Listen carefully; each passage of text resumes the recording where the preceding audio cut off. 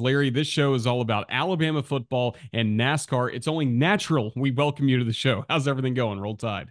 Well, Roll Tide, and yeah, as I was telling your partner there the other day, I have four loves: my love for God, my love for family, my love for NASCAR, my job, and my love for the Crimson Tide. And it pretty much stops right there. That's certainly good to hear about. For you, what was the spark? I understand you grew up in Alabama, but what was the connection, first of all, between you and the Crimson Tide? Where'd that start? Yeah, honestly, I did not go to college. I came straight out of high school and basically started working on race cars. And within about a year and a half, I was up in the Carolinas working on a Cup Series team in early 1980.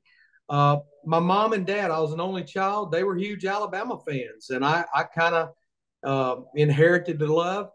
I tell people all the time up here in the Carolinas, when you're born in Alabama, they stamp two things on your birth certificate: male, female, or Alabama Auburn. Well, I obviously got the male stamp and I got the Alabama stamp as well. And even though I've been gone from Alabama for 40 plus years, when I cut myself shaving, it's still crimson red. That's definitely good. As you were beginning your fandom, what were some of your favorite teams or favorite players? God, go back to the days of maybe Scott Hunter when he was a quarterback there. I actually got to meet Scott a couple of years ago. My wife and I went to Austin, Texas when Alabama went there and played Texas back in 2022. And we were at an event at one of the hotels in downtown Austin, actually, where we were staying. And they were having a private event there.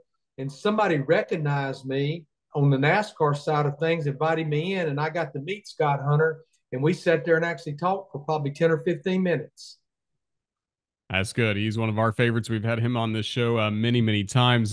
For you, you mentioned you didn't go to Alabama. You got right into work into NASCAR. Let's talk about that transition a bit as well for you. How'd you get interested, first of all, in racing, and what were the first steps towards a career that you ultimately had?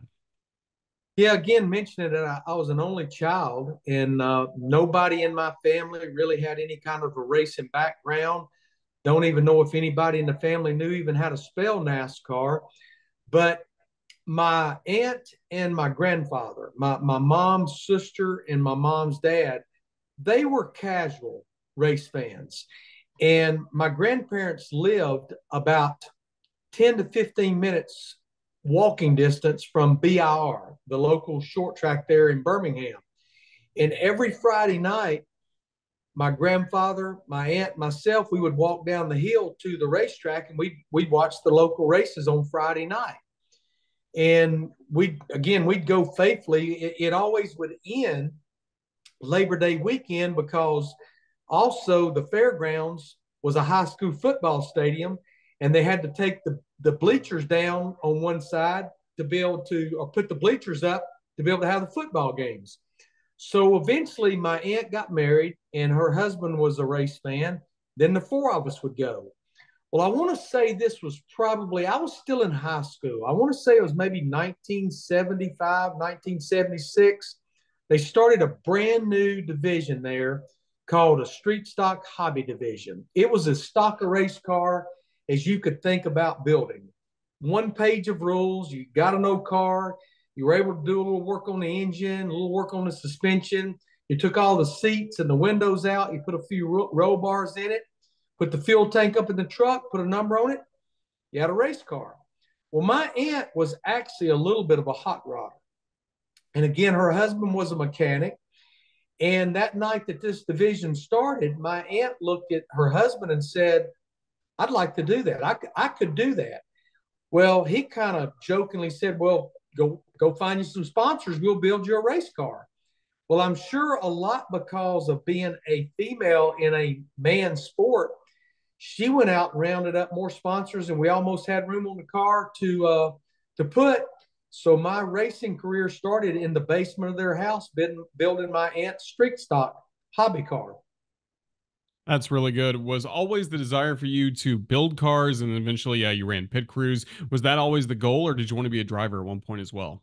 Never, Roger, never had any desire to drive a race car. Just always wanted to work on them. And racing is like a disease, it gets in your bloodstream. And my aunt didn't have a lot of success. And I eventually moved on to work for some late model racers there around the Birmingham area. We would travel all over the Southeast and race. Dave Mater the third drove it. We won probably the biggest late model race there is, the Snowball Derby in 1977, 77 or 78.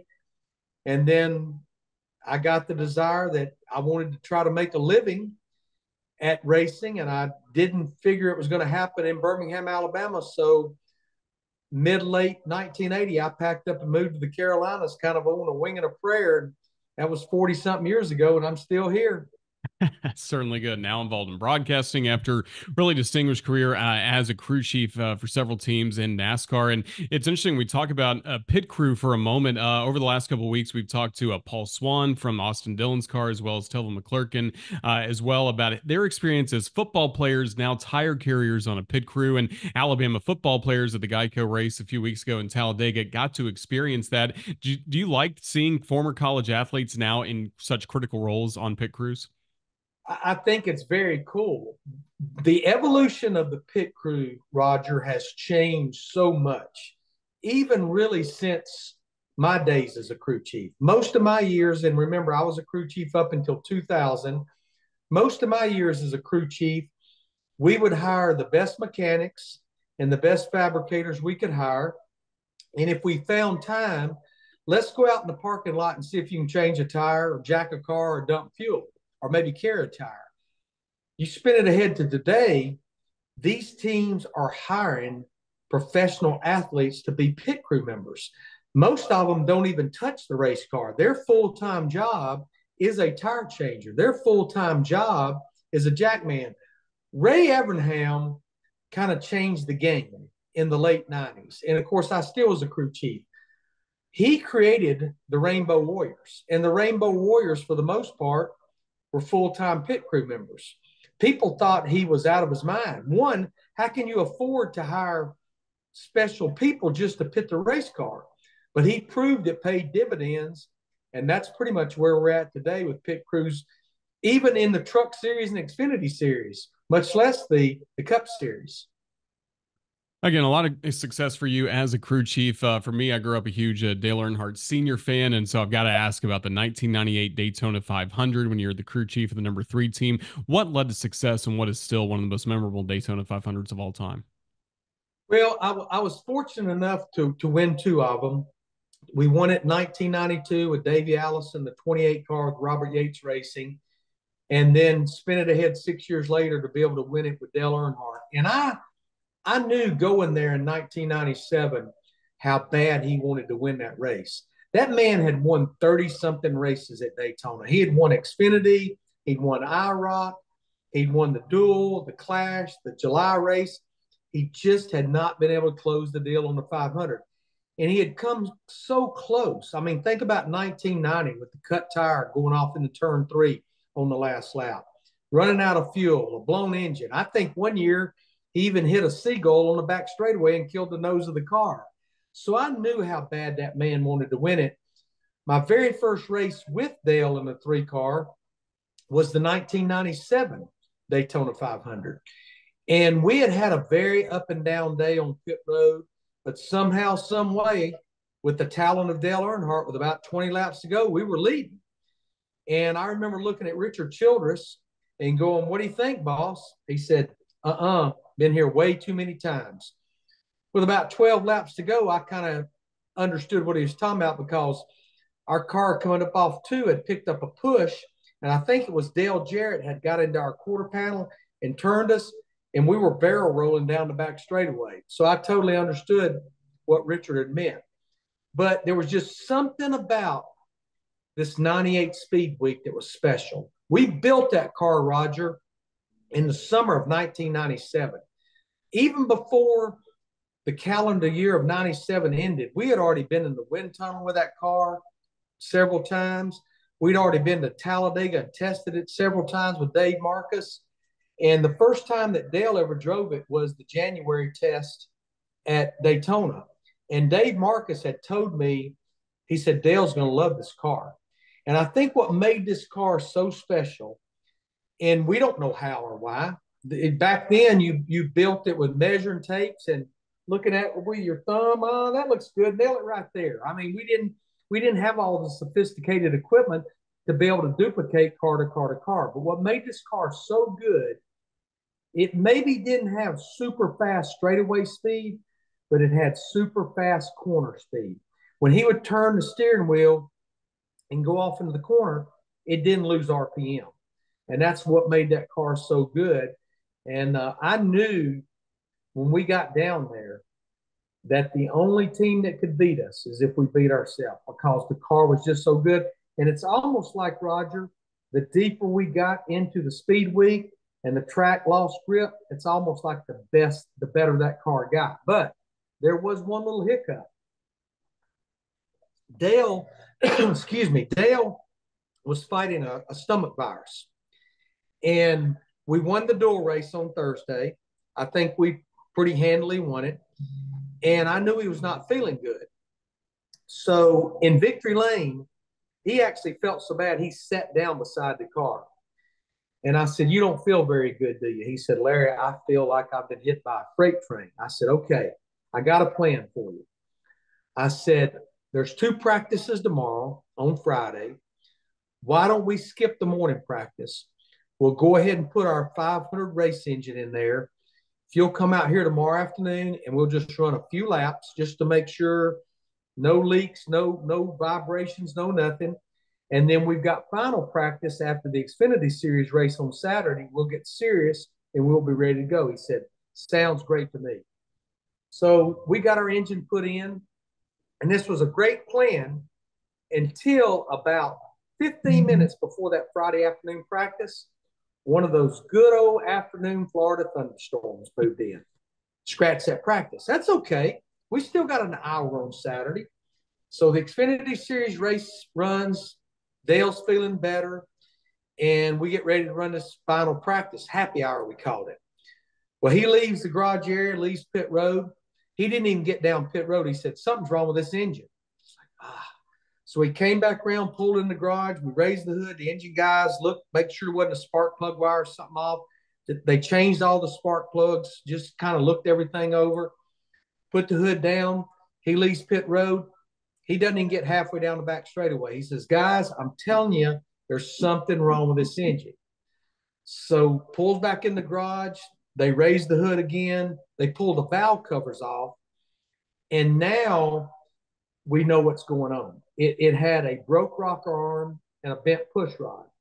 So Danny Lawrence, the engine tuner at the track, very meticulously changed out that rocker arm, changed out that push rod, made sure there wasn't no metal in the filter or anything, checked everything out, put it back together. Now I'm getting nervous.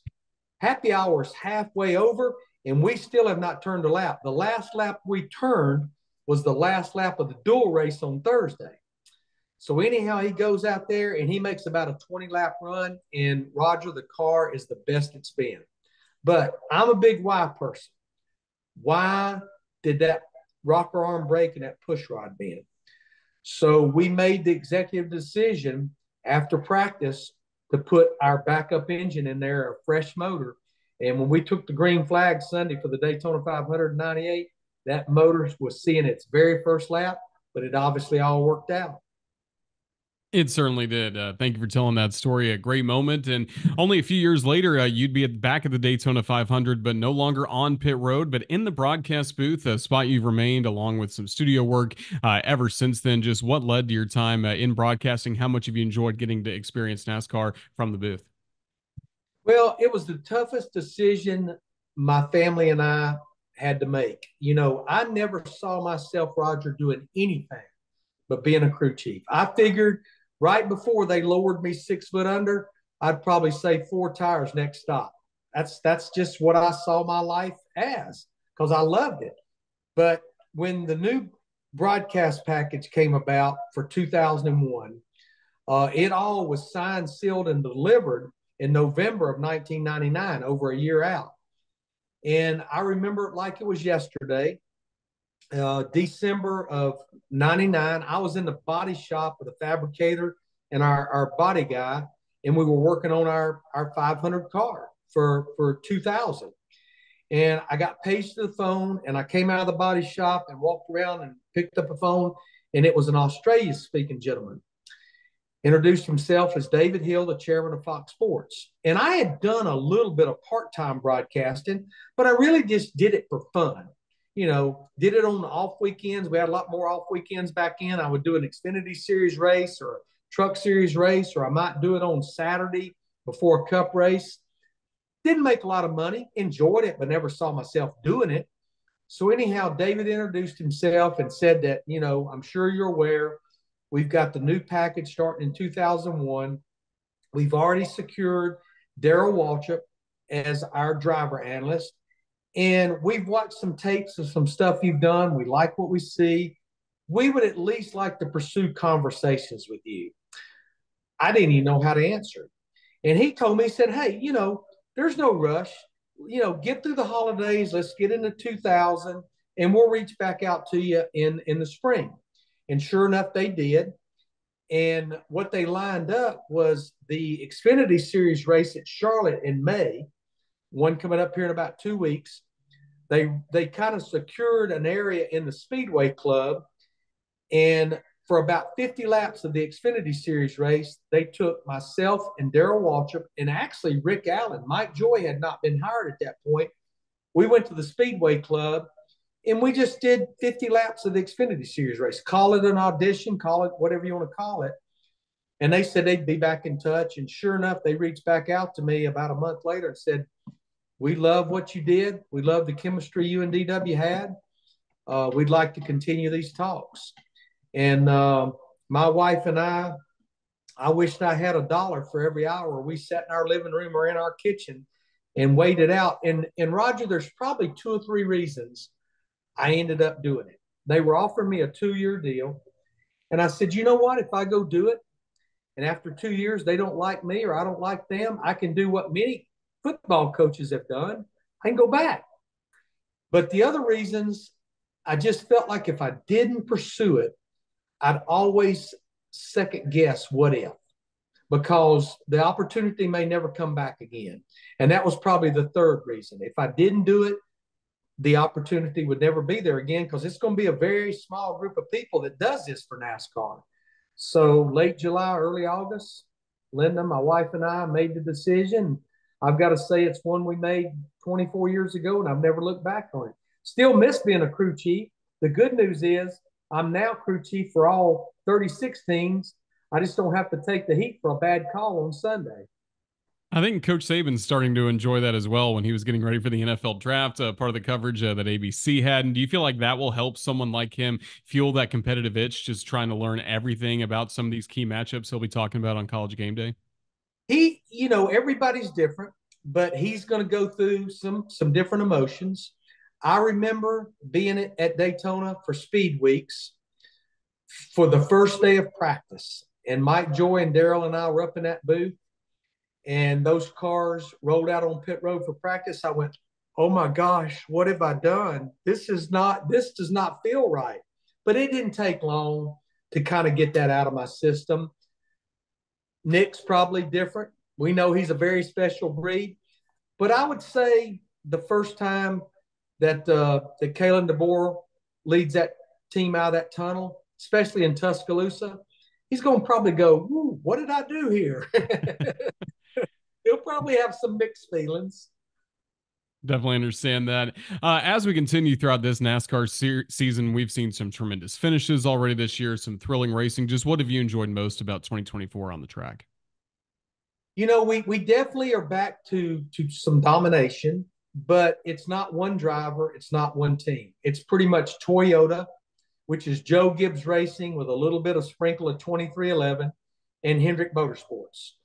They've won 11 of our 12 races so far this year. The only outlier that's won was Daniel Suarez's win at Atlanta Motor Speedway, race number 2. Everything else has been Toyota and Hendrick Motorsports. Ford is winless after 12 races. They've come close. They've come real close a couple of times, and they actually have 6 second-place finishes, including RFK Racing that's finished second in 3 of our last 4 races. But with that said, I cannot believe that we are in the 76th year of NASCAR. And in our first 12 races, we have had two of the four closest finishes in the history of NASCAR.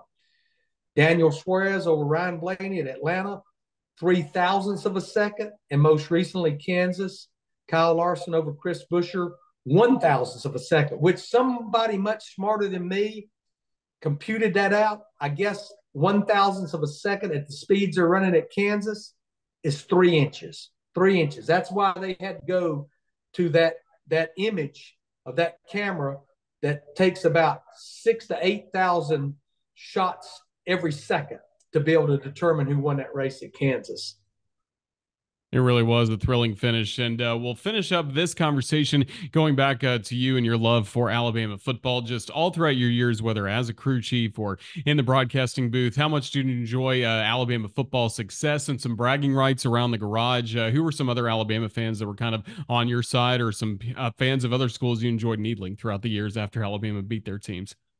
Well, Mike Davis, that works closely with Dale Earnhardt Jr. In fact, I just saw him last night, and we always absolutely compare notes. Grant Enfinger, of course, still lives in Alabama, South Alabama, runs in the truck series. He's a huge Alabama fan.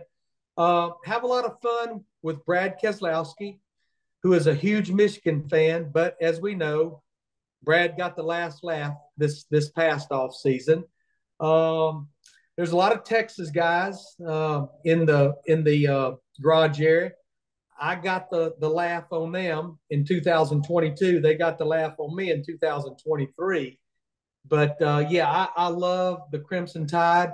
The way my schedule is, I don't get to a lot of regular season games. I did mention because it was actually a Fox game, their big noon kickoff classic when Linda and I went to Austin. But I've been to a number of their bowl games, their national championship games. You mentioned favorite teams. 1992, Gene Stallings, the national championship against Miami in the Sugar Bowl. Linda and I was there. When they beat Texas in the Rose Bowl in 2009, Linda, my youngest daughter, Kendall, and myself, we were there. When they beat Notre Dame in the Orange Bowl, we were there. So I've been to a lot of their bowl games. I actually was in the Sugar Bowl the first year of the college football playoffs when, unfortunately, I think we were up 24-0, 24-3 at halftime over Ohio State.